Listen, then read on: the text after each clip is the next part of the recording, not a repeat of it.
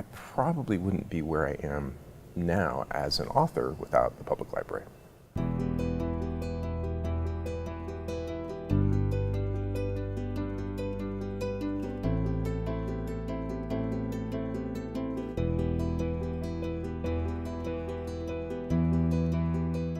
You know, my first novel, Hotel on the Corner of Bitter and Sweet, it was a sleeper hit. It's done really well. It was a big bestseller. It's available in 35 languages.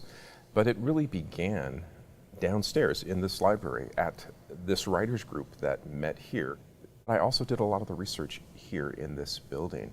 And this place was my go-to at that time in my career.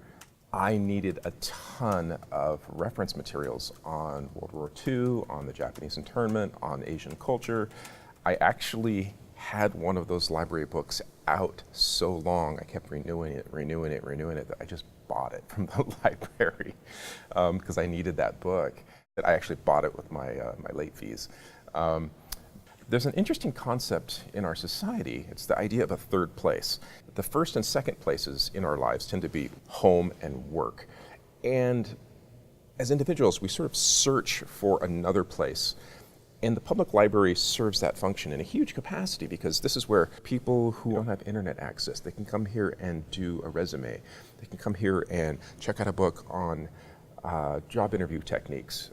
It's a repository of knowledge in our community that's free and available to anyone. There's really very few excuses for not being able to better yourself or your position in life, in our economy, because the answers are here and there are librarians who will help you find those answers. And so I think it's vitally important that we keep these spaces available, we keep them open, and we sustain them for the betterment and health and well-being of the society that surrounds them.